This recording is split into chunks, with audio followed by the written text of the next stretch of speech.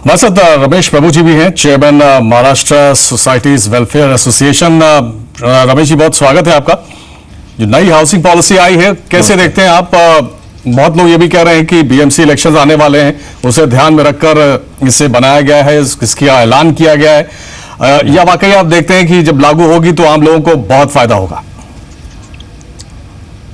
पहली बात यह है कि इसमें पहली बात जो अच्छा एरिया की बात की है, क्योंकि हर बार जो माड़ा का ये होती है कि 300 स्क्वायर फुट होगा, क्या होगा, कैसा होगा। पहले 27 स्क्वायर मीटर का जगह मिनिमम दिया जाता था, अभी ये बताया गया है कि 35 स्क्वायर मीटर, लगभग 377 स्क्वायर फुट आपको कारपेट या एक बेसिक एलिजिबिलिटी करके मिलता है। उसके बावजूद आपको जो एग्जिस्टिंग एरिया मान लीजिए आपके 200 फुट है, उसमें 35% मतलब 70, इस तरह से आपको 450 से 500 स्क्वायर फुट तक का मिनिमम कारपेट घर मिलने का एक उम्मीद इस हाउसिंग पॉलिसी में दिया है। मुझे लगता है इसके आगे सोचना या उसके ऊपर बताना ये गलत होगा, क्योंकि 200 के ऊपर आपको 450 500 स्क्वायर फुट मिलता है। ये बहुत बड़ा एक अच्छे तरह से अपना टेनेंट को एक राहत दिया है। दूसरा जो है 200 स्क्वायर मीटर के पहले का जितने भी कम का कम है, जो प्रीमियम देके आप रीडेवलपमेंट कर सकते हो, क्योंकि 200 मीटर का नीचे का स्क्वायर मीटर का नीचे का प्लॉट को आप यदि शेयरिंग की बात करते हैं, इसके वजह से 2010 से लेके 2016 तक बहुत सारा रीडेवलपमेंट रुकी है। तो आपको 3 FSI, जो लोग बोलते हैं कि 3 FSI ठीक है, हमें शेयरिंग करना बहुत मुश्किल होगा, आज आपको शेयरिंग का बात हो न होते हुए आपको प्रीमियम की बात हुए, ये भी बहुत स्वागत कारक है। उसी तरह से आपको मान लीजिए 2000 स्क्वायर मीटर के ऊपर जाता है, तब आपको 4 FSI दिया जाएगा, मतलब एक एडिशनल FSI भी दिया जाएगा। उसके बाद आपको शेयरिंग माड़ा के साथ करना है, ये बहुत अच्छा है। और ऊपर से जब शेयरिंग करेंगे तो उसके ऊपर भी आपको कॉम्पनसेशन मिलेगा। ऐसा नहीं कि आपको मुफ्त में बांध के बना देना है, जो भी कंस्ट्रक्शन कॉस्ट एक PW की मतलब जो पब्लिक वर्क्स डिपार्टमेंट का जो प्राइस है उस हिसाब से आपको मिलना है।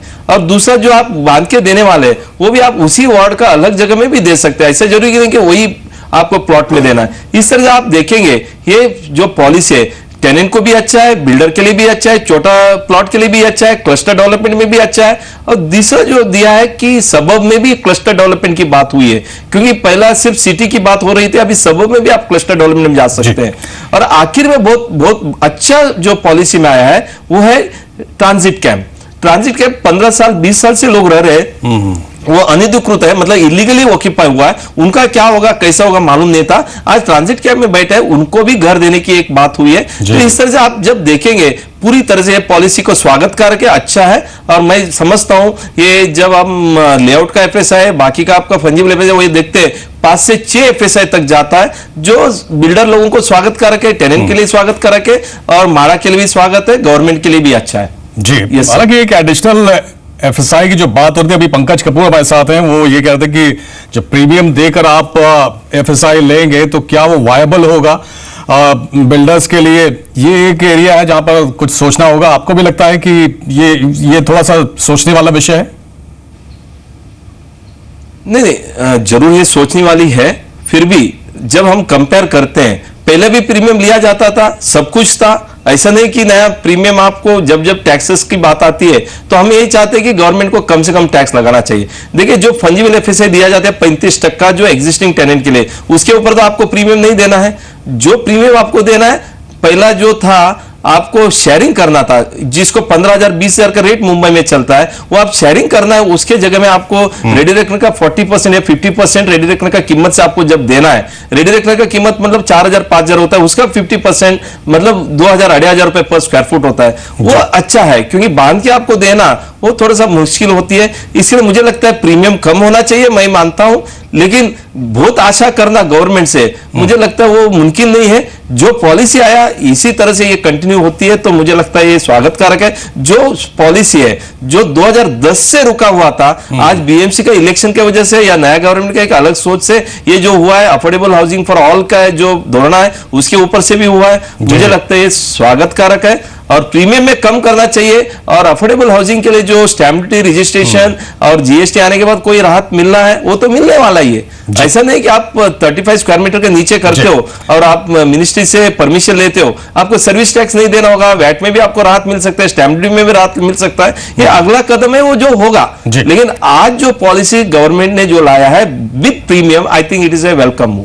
चलिए पंकज कपूर जी, आपसे लास्ट रिएक्शन, इससे लागू करने में किसी तरह की दिक्कत आप देखते हैं या बहुत दिक्कत नहीं होगी? सरकार और जो बिल्डर्स की बात हम लोग कर रहे हैं, बिल्डर्स भी अट्रैक्ट होंगे और वाकई फायदा उठाने की कोशिश करेंगे।